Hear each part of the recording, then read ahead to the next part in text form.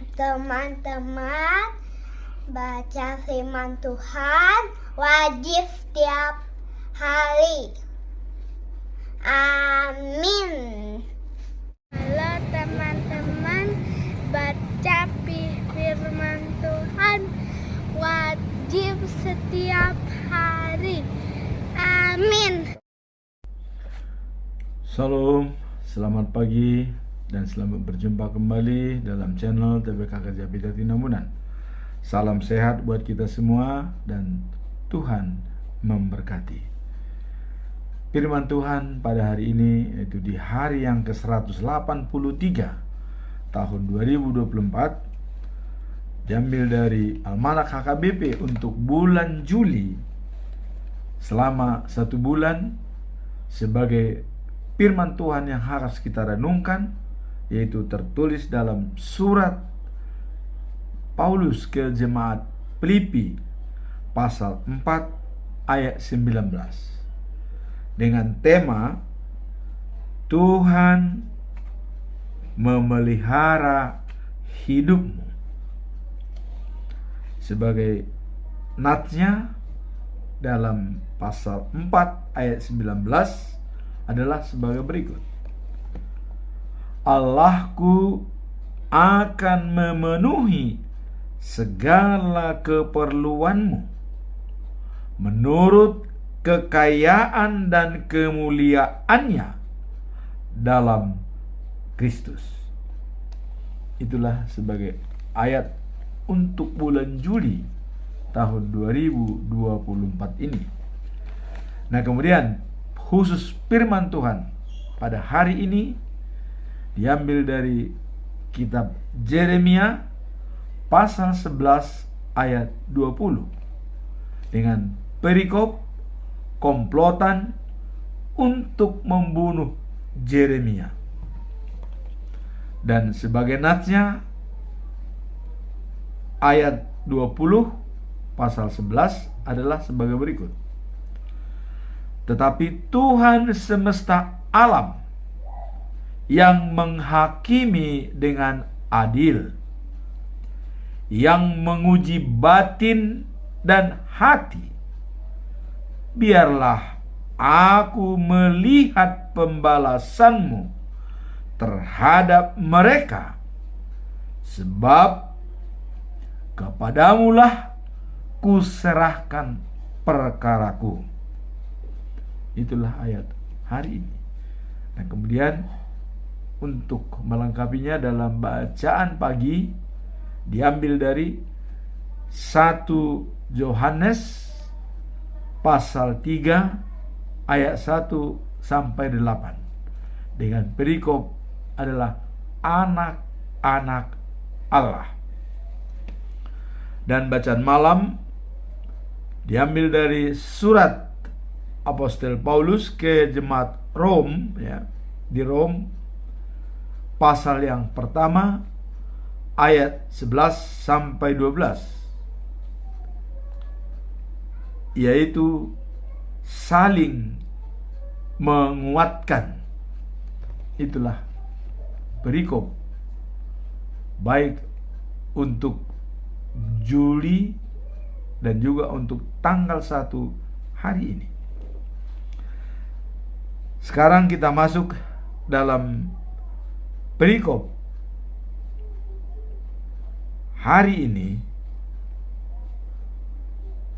yang tertulis dalam Filipi pasal 4 ayat 19.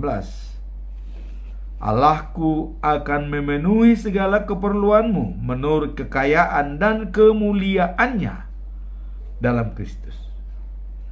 Ini adalah pesan Paulus kepada jemaat di Filipi. Dan pesan ini juga sampai pada kita hari ini sebagai pedoman kita selama-lamanya. Ya. Jadi memenuhi, ya, segala keperluan kita menurut kekayaan dan kemuliaannya di dalam Kristus. Ini berlaku bagi seluruh umat manusia hari ini sampai selama-lamanya. Sekarang kita masuk dalam firman Tuhan hari ini, yaitu hari yang ke-183 tahun 2004, dengan perikop ada komplotan untuk membunuh Yeremia. Siapakah sosok daripada Yeremia? Nabi Yeremia hidup antara bagian terakhir abad yang ke-7 dan bagian pertama dari abad yang ke-6. Berarti sekitar 790 dan 610-an. Kemudian lama sekali Yeremia bekerja sebagai nabi.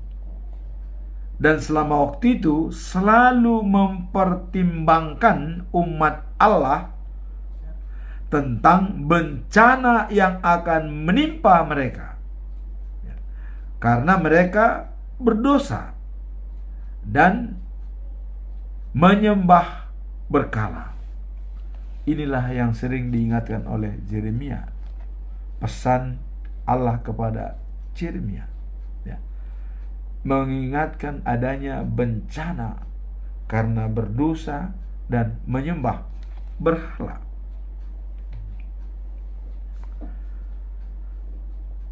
Kemudian nubuatan itu menjadi kenyataan pada masa Yeremia masih hidup. Jadi bencana itu kenyataan. Dan salah satu contoh yang paling konkret adalah pesan Allah kepada Yeremia supaya Zedekia menyerah, supaya keluarganya selamat. Tapi apa yang terjadi? Zedekia malah menganggap Yeremia itu, wah ini main-main ini, saya raja kok orang ini. Jadi dia tidak tahu kalau itu pesan daripada Tuhan kepada Yeremia. Diingatkan saya, ini akan Yeremia, diingatkan oleh Yeremia Zedekia. Menyerahlah kamu kepada Raja Babel, berikut keluargamu dan semua rakyatmu, supaya kamu selamat. Karena sudah banyak memang orang-orang Yehuda dari Yerusalem dibawa ke Babel. Dan ada juga yang pro Nebukadnezar. Dan Tuhan mengatakan, walaupun nanti Yerusalem itu harus dikepung oleh Nebukadnezar habis-habisan, hancur lebur, tapi kamu selamat, katanya.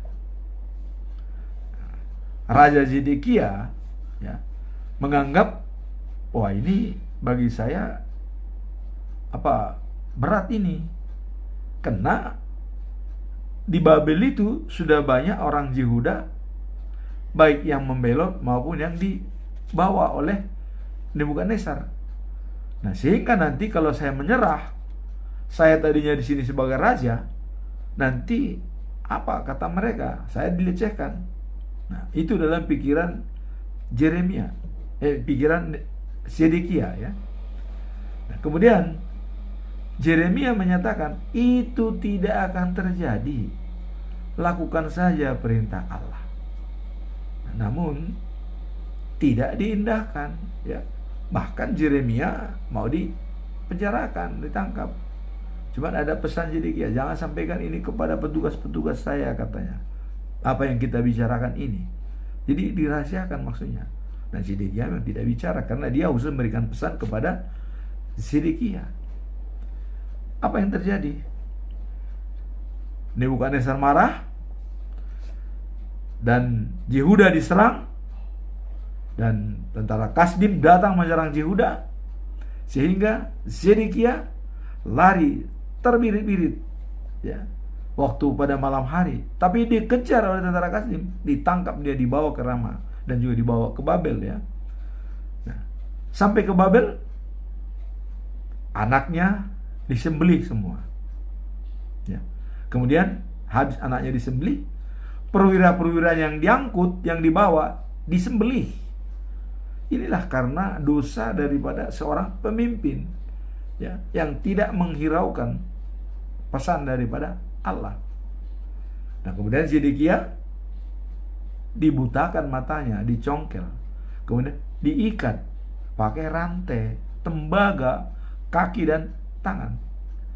Inilah dikatakan itu bahwa nubuatan-nubuatan yang dipesankan oleh Yeremia itu masih disaksikan kejadiannya seperti ini. Jadi apa yang dikatakan oleh Allah kepada Zedekia, ya, bahwa kamu harus menyerah, kalau enggak kamu tidak akan selamat. Kenyataan disaksikan sendiri oleh Yeremia bahwa benar-benar kejadian di dalam keluarga Zedekia.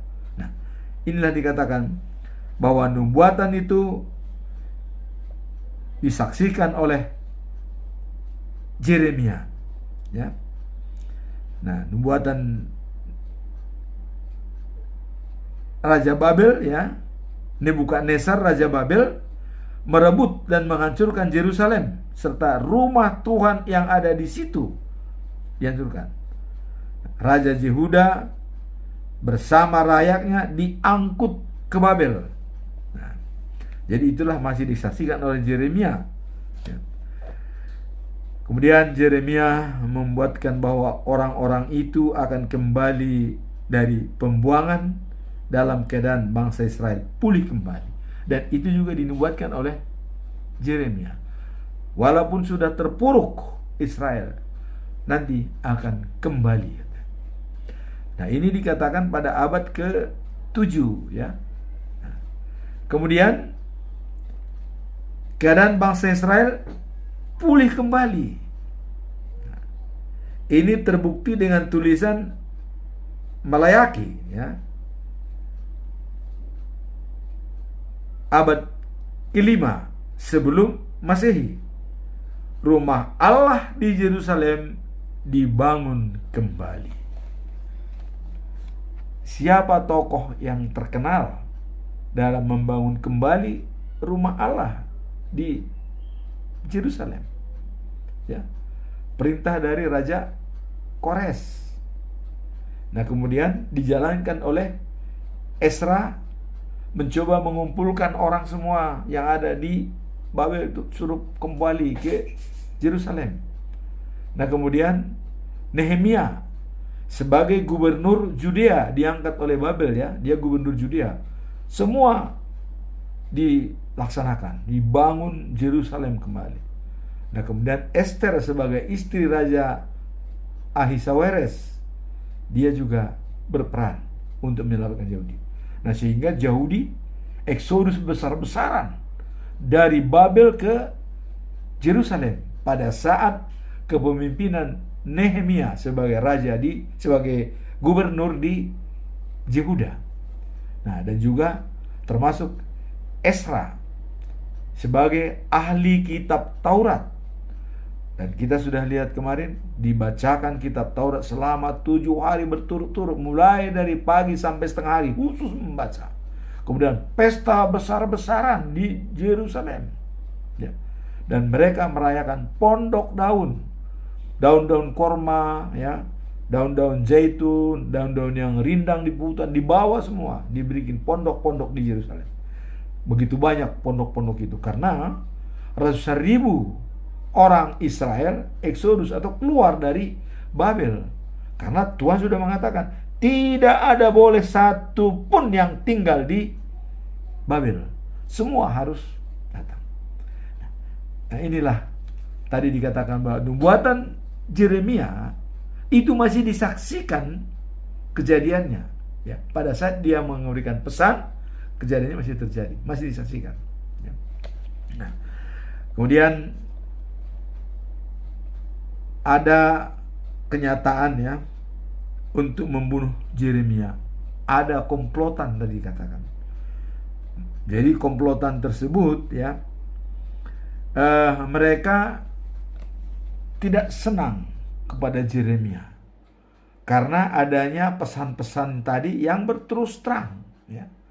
Jadi Yeremia memang kalau sudah menyampaikan pesan itu tidak pernah tertinggal karena dia sudah diurapi oleh Tuhan. Ya. Yeremia akan menyampaikan, bahkan Yeremia merasa apabila tidak menyampaikan pesan, dia merasa berdosa.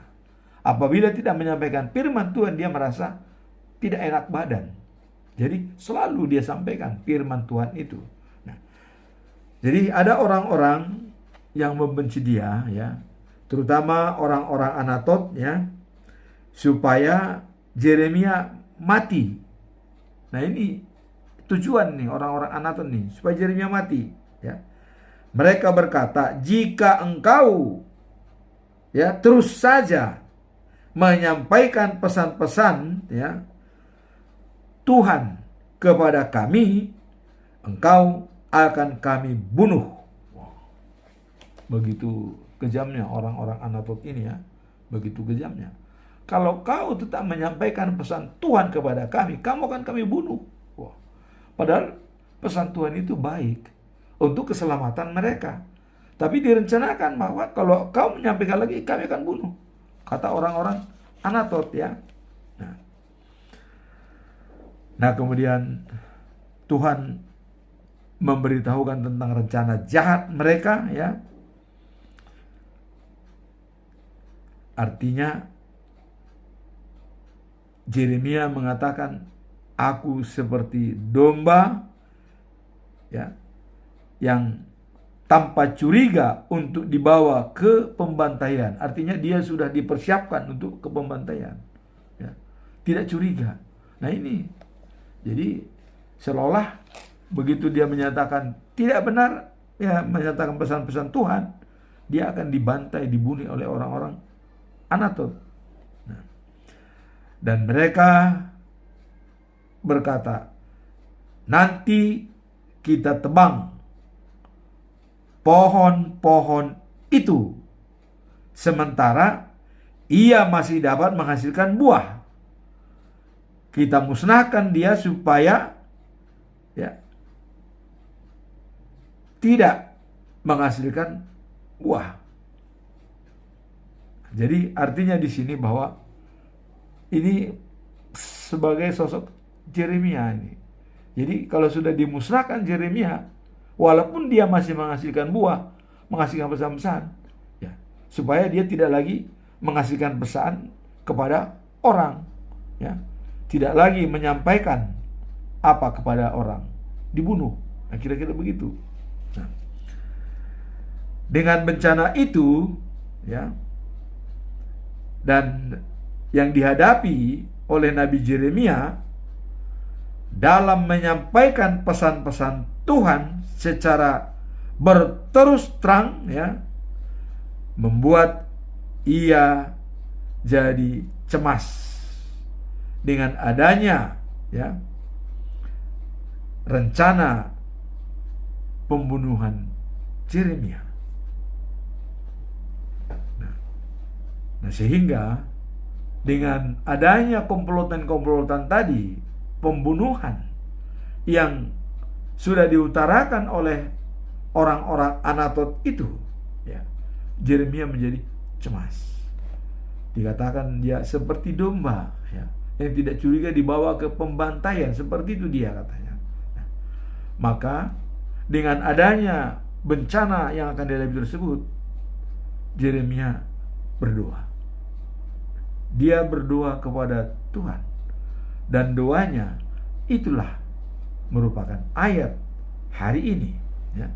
Kemudian Yeremia memohon kepada Tuhan dan berdoa, ya Tuhan yang maha kuasa, Engkau hakim yang adil, Engkaulah, ya, yang mengetahui pikiran dan hati orang.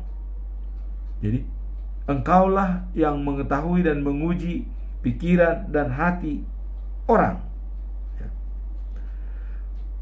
Perkataanku ini kuserahkan kepadamu, perkaraku dan semua masalah ini kuserahkan kepadamu. Inilah doanya daripada Yeremia.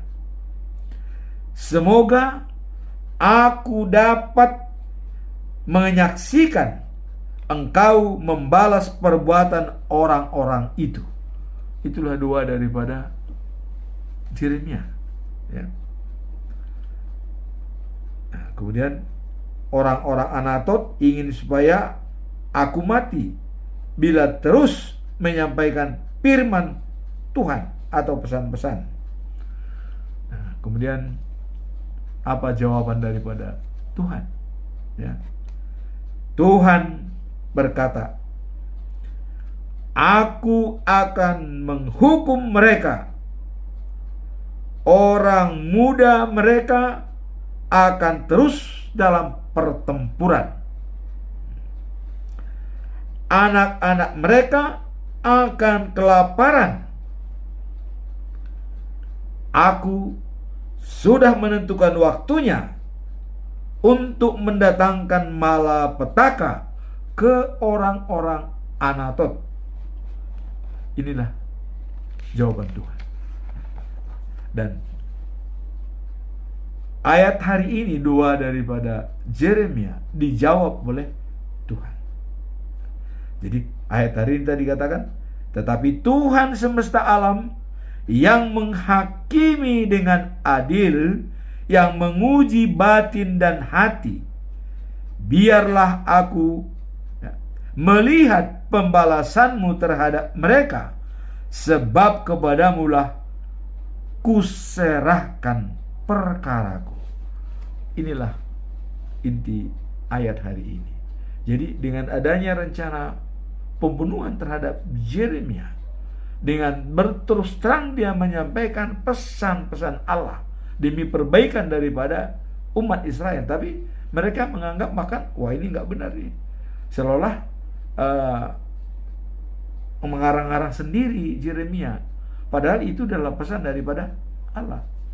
Nah, maka Yeremia begitu dia berdoa, ya, engkaulah Maha Kuasa yang adil, aku pengen melihat, ya, pembalasanmu kepada mereka.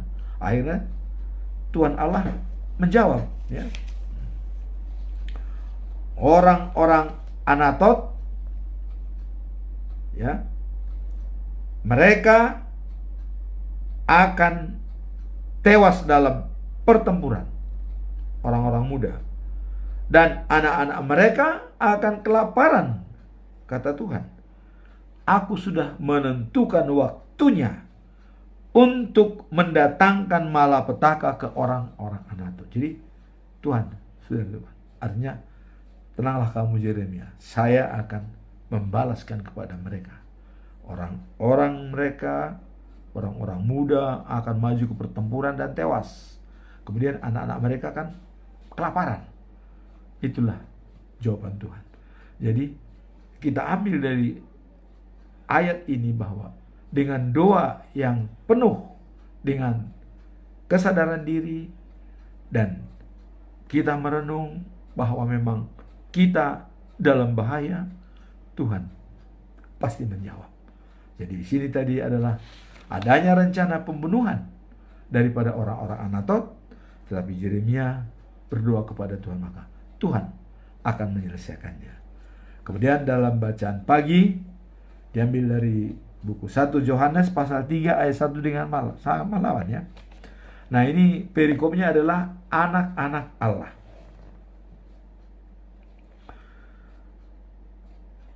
Surat Yohanes yang pertama ini ditulis ada dua maksudnya.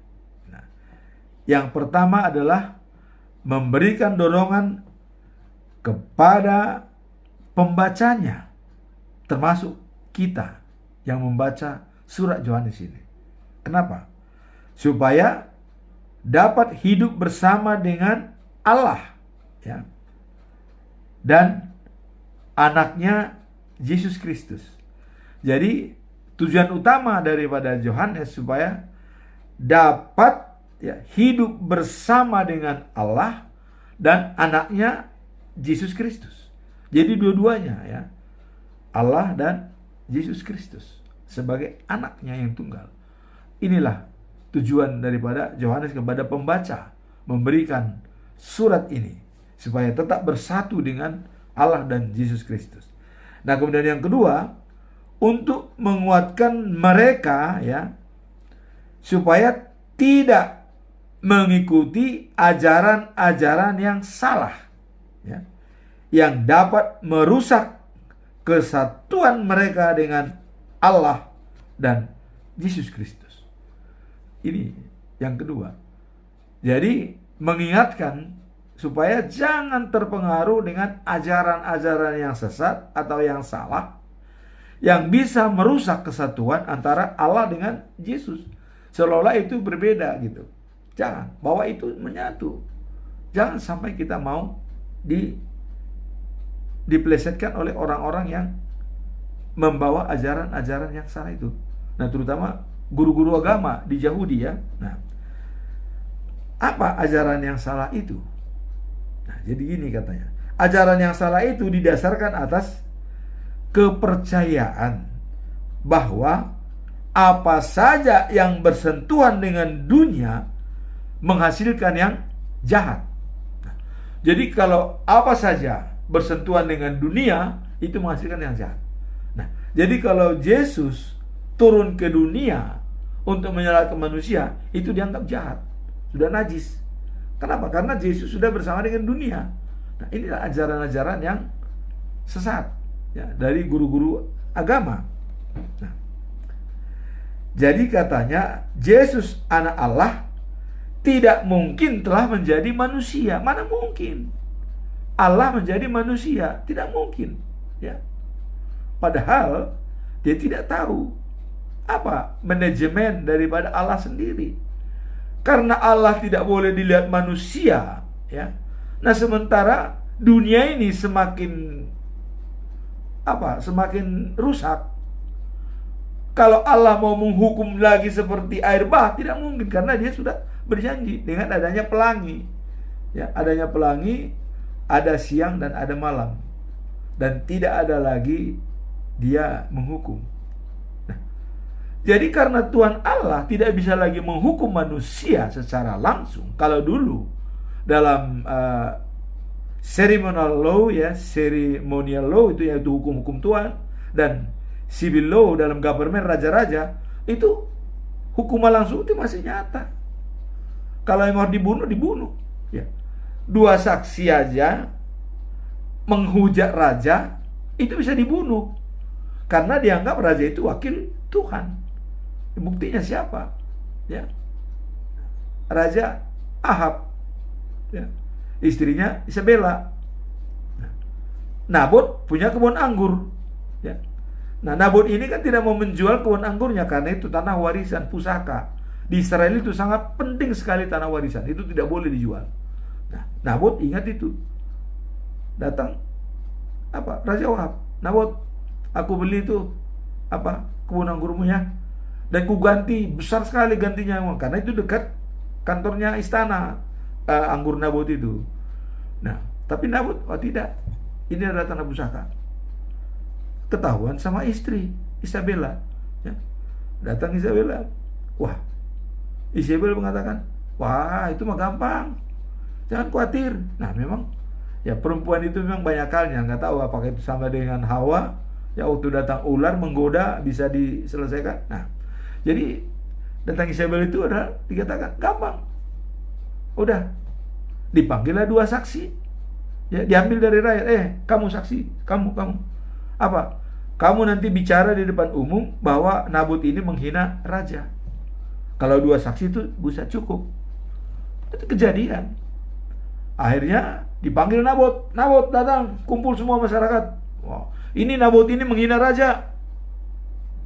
Siapa saksinya menghina raja? Ini ada 2, datang dia. Oh ya, aku dengar dia benar-benar begini. Satu lagi, iya benar. Padahal tidak ada. Tapi akhirnya apa? Nabot dihukum mati, dilempari sama batu, mati. Akhirnya kebun anggurnya diambil. Tapi apa hasilnya? Ahab dan istrinya mati, ya, dijilatin anjing mayatnya ya, darahnya. Dan Isabella tuh dari lantai 2 jatuh, bahkan waktu mau dikubur tidak dikenali lagi mayatnya, sudah berkeping-keping itu. Nah, dan sebagian sudah dimakan anjing. Nah, itulah orang-orang ya yang memang zaman dulu itu hukuman itu jelas. Nah, apakah seperti itu diterapkan oleh Allah? Allah itu berpikir, wah, udahlah kalau gitu saya kirimlah utusan ke dunia. Maka begitu besar kasih setia Allah kepada dunia ini, maka dia mengirim anaknya tunggal sebagai manusia supaya bisa bersama dengan manusia, ya. Tapi tidak mengurangi kekuasaannya dengan Allah, sama, ya. Ya. Kalau nggak sama, siapa bisa menghidupkan orang yang mati? Nafas kan dari Tuhan. Cuman ada orang masih menganggap, oh itu nggak benar, nggak bisa lah, ya. Hanya satu bukti untuk itu Tuhan Allah adalah dia bisa menghidupkan manusia. Udah, itu aja kuncinya. Karena manusia yang ciptakan siapa? Allah. Nah, itu satu bukti. Nah, jadi tadi di sini orang-orang Yahudi itu, guru mengatakan tidak mungkin ya Allah itu datang ke dunia yang jahat, yang panah bersama dengan dunia. Nah, maka dianggapnya Yesus yang datang ke dunia itu adalah tidak mungkin dia menjadi seperti manusia panah. Nah, itulah ajaran-ajaran yang sesat dari guru-guru agama, ya. Nah, kemudian guru-guru agama yang mengajarkan yang seolah-olah yang salah itu berkata ya bahwa diselamatkan berarti dilepaskan dari urusan-urusan kehidupan dunia ini. Nah, itu katanya diselamatkan. Padahal mereka tidak tahu diselamatkan itu apabila ya dia dilahirkan 2 kali. Artinya dibaptis dalam nama Tuhan Yesus. Itu orang yang diselamatkan. Nah, kalau dia belum dibaptis tidak bisa diselamatkan karena tidak berhak jadi pewaris kerajaan surga. Nah, jadi diselamatkan di situ menurut mereka adalah bahwa berarti dilepaskan dari urusan-urusan kehidupan dunia. Itu katanya diselamatkan. Nah, dan menurut mereka, ya, ini menurut mereka nih, guru-guru agama ini bahwa katanya keselamatan tidak ada hubungannya dengan hal-hal mengenai kesusilaan atau kasih terhadap sesama manusia. Jadi penyelamatan itu katanya tidak ada hubungan dengan kesusilaan, tidak ada hubungan dengan kasih. Padahal begitu besar kasih Tuhan Allah kepada dunia ini, maka dikirim anaknya yang tunggal Tuhan kita untuk menyelamatkan manusia. Ya, berarti kasih kepada manusia. Nah, kalau kita lihat keselamatan anugerah, Martin Luther mengatakan ada sola gratia. Keselamatan itu anugerah, anugerah diberikan Tuhan. Tuhan didatangkan sendiri, diberikan keselamatan itu tanpa dibeli, anugerah, ya, cuma-cuma. Nah, hanya kita mau tidak menerima anugerah keselamatan itu. Nah, yang benar-benar itu menerima keselamatan yang nyata adalah Rasul Paulus. Habis gelap, terbitlah terang. Dia berani, mati pun untung katanya baginya. Coba, siapa yang bisa mengatakan bisa mati itu untung? Pasti orang bilang mati itu berat. Ya, pasti mengatakan berat. Tapi bagi Paulus, mati itu untung.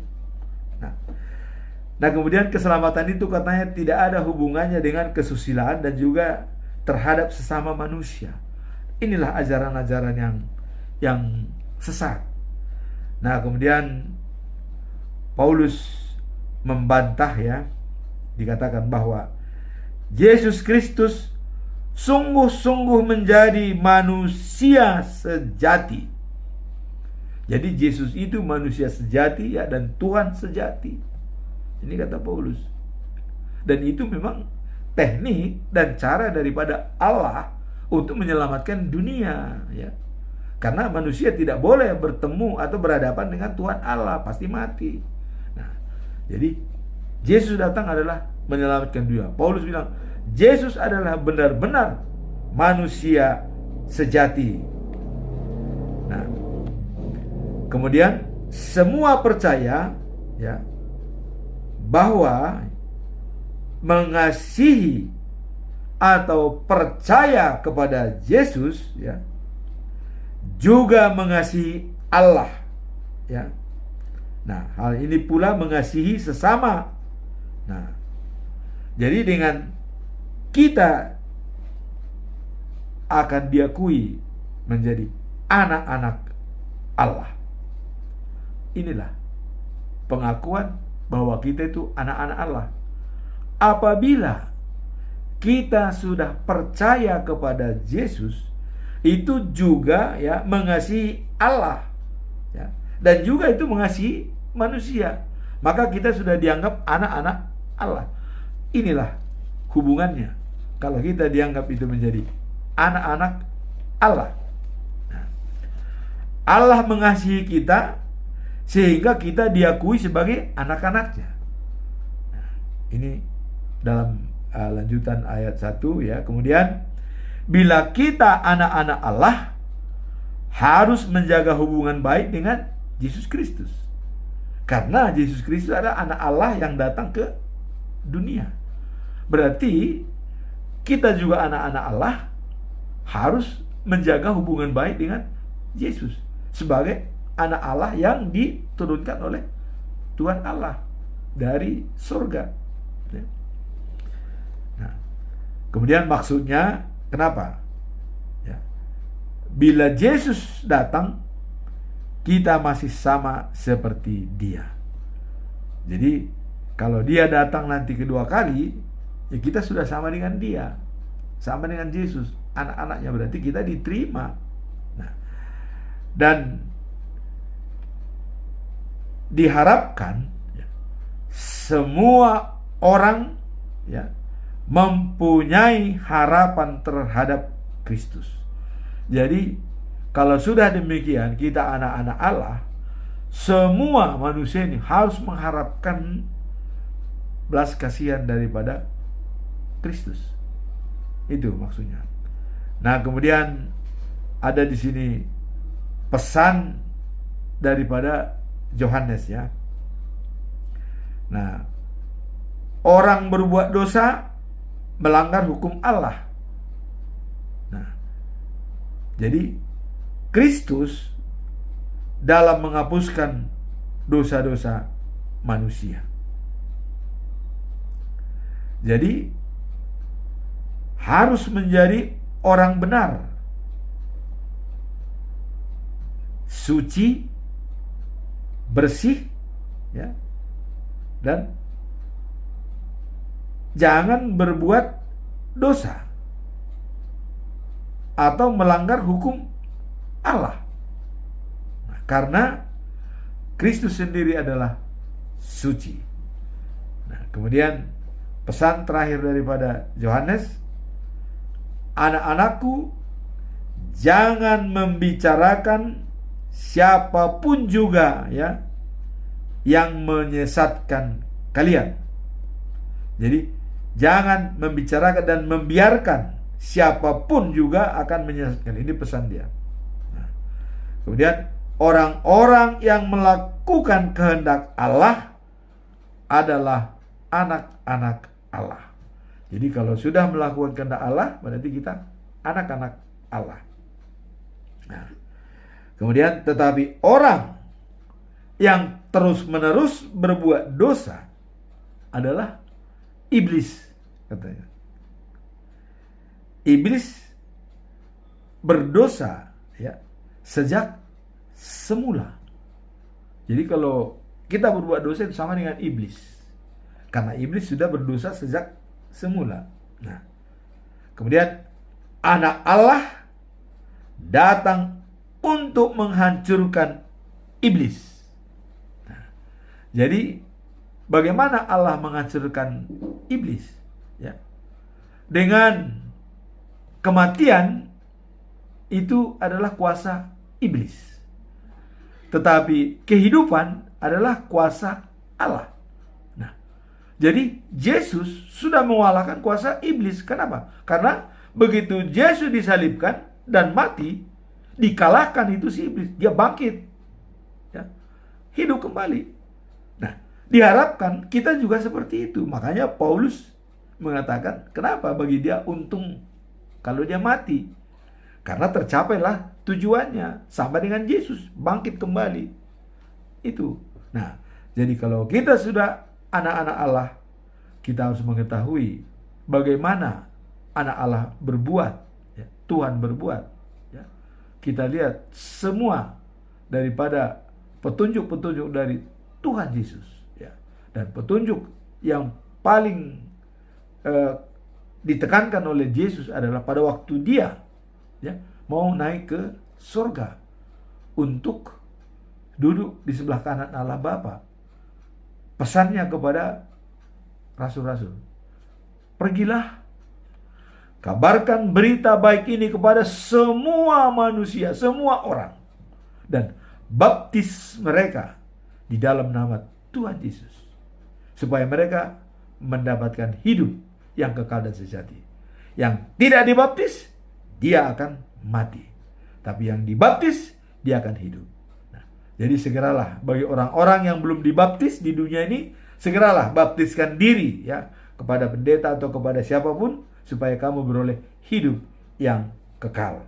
Nah, jadi dengan keputusan hari ini kita dalam hal kita adalah anak-anak Allah, ya. No time for setan. Tidak ada waktu untuk iblis. Kira-kira itu kuncinya.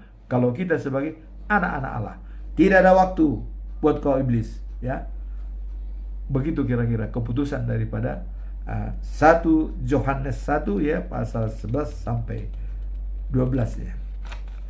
1 sampai 8, ya. 1 Yohanes 3 ayat 1 sampai 8. Tidak ada waktu untuk iblis karena kita sudah menjadi anak-anak Allah. Nah, kemudian bacaan malam ini diambil dari surat daripada Rasul Paulus ke jemaat yang ada di Rom, ya. Yaitu Roma pasal 1 ayat 11 sampai 12. Apa? Nah, ini adalah merupakan bisa juga mendukung daripada yang tadi, ya. Perikop pertama dengan adanya pemberontakan untuk pembunuhan daripada Yeremia, kemudian anak-anak Allah, ya, sebagai anak-anak Allah ini hidup untuk saling menguatkan. Jadi bukan saling melemahkan, saling menguatkan. Bagaimana saling menguatkan itu? Nah, dikatakan begini, ya. Pesan Rasul Paulus, saya ingin sekali bertemu dengan kalian supaya saya dapat membagi dengan karunia dan roh Allah untuk menguatkan kalian. Jadi Paulus, saya sebenarnya ingin sekali datang menemui Anda untuk, ya, dapat membagi dengan karunia, ya, dan roh Allah untuk menguatkan kalian supaya tegar. Jadi karunia itu yaitu keselamatan, itu anugerah, ya. Sola gratia kata Martin Luther, ya. Kita diselamatkan, ya, karena anugerah, ya. Keselamatan itu adalah anugerah, sola gratia. Kemudian sola fide, kita diselamatkan karena iman yang percaya, bukan karena melihat, ya. Iman percaya kita bisa diselamatkan. Kemudian bagaimana kita mempercayai iman? Bagaimana iman kita percaya? Hanya satu jalan, baca Alkitab, ya.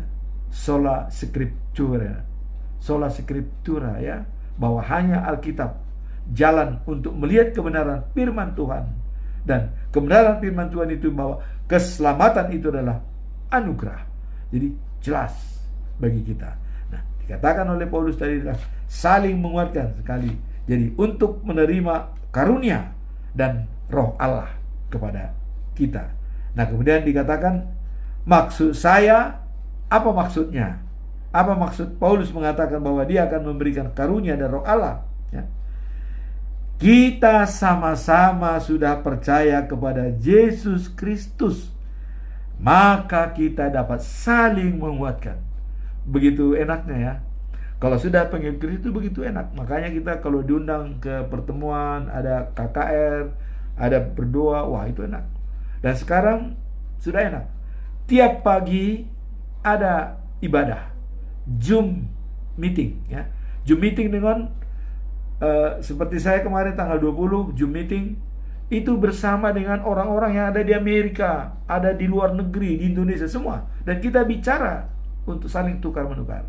Nah, dan kita harapkan inilah mungkin transformasi digital dan juga transformasi sending yang dinyatakan oleh Opui Epurus, ya, bahwa kita sudah mengirim sending ke Afrika 12 orang. Nah, kemudian dikatakan bahwa jadilah kita surat Kristus, ya. Jadilah kita menjadi surat daripada Alkitab. Surat Alkitab, kemanapun kita dibawa, Alkitab itu kita bawa. Apakah kita jalan-jalan, dan itu kemarin sudah dikatakan oleh Musa, ya, taruh di tanganmu, ya, hukum Tuhan, dan taruh di dahimu, dan taruh di gerbang rumahmu, dan taruh di depan gerbang masuk rumah. Firman Tuhan itu supaya mengasihi Tuhan dengan segenap hati dan segenap jiwa dan segenap akal dan kekuatan. Nah, kemudian hanya akulah Tuhan, hanya akulah Tuhan. Nah, itu kata Tuhan, ya. Nah, inilah maksud daripada tiga perikop tersebut, bahwa ada rencana pembunuhan Yeremia, namun dia berdoa kepada Tuhan. Tuhan menjawab, saya akan menyelesaikan. Jadi langsung dijawab oleh Tuhan. Nah, kemudian dalam perikop kedua, bahwa bacaan pagi kita sudah anak-anak Allah. Nah, anak-anak Allah syaratnya adalah sudah termateraikan firman Tuhan itu dalam daging kita, dalam diri kita, dalam sanubari kita. Nah, kemudian Paulus tadi mengatakan terakhir bahwa kita dalam hidup harus saling menguatkan, saling membantu, saling mempengaruhi, dan saling berhubungan.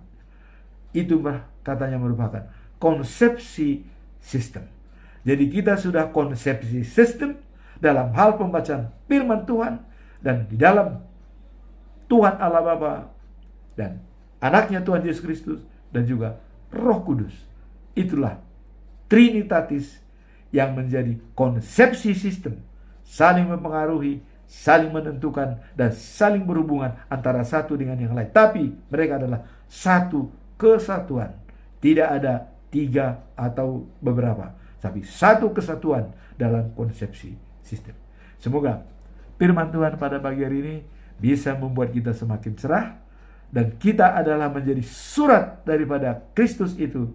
Karena di dalam Yeremia pasal 31 ayat 33 itu sudah dikatakan bahwa Tuhan akan mematri di dalam jiwa masing-masing. Jadi tidak lagi ada orang memberikan kepada temannya, kenalah Tuhan. Karena dalam perjanjian baru itu katanya Tuhan sudah memberikan, ya, mematrikan dalam diri manusia, ya, dalam Yeremia 31 ayat 33. Nah, itu perlu kita renungkan bersama, bahwa perjanjian baru, ya, sudah disimpulkan di sana bahwa Tuhan akan menaruh firman-Nya ke dalam batin semua orang, dalam jiwanya, dalam hatinya. Nah, sehingga apabila sudah mendengar firman Tuhan, tidak bisa lagi dia digoda oleh apapun, karena sudah dipatrikan di mana. Nah, sekarang bagaimana kita tentang telah dipatrikan firman Tuhan itu dalam diri kita? Apakah kita bisa merawatnya? Tergantung kita masing-masing. Semoga hari ini bisa lebih baik dari hari yang kemarin, dan menjadi pegangan hidup kita untuk berjalan di dalam kehidupan kita sehari-hari. Dan Mother Teresa mengatakan, kalau lampumu mau menyala, tambahlah minyak. Kalau kita memang selalu mau care dengan firman Tuhan, bacalah firman Tuhan setiap hari. Itulah cara kita supaya kita menjadi anak-anak Allah yang sama dengan Yesus Kristus sebagai anak Allah yang turun ke dunia untuk menyelamatkan umat manusia. Amin. Tuhan memberkati. Subscribe, comment, and share.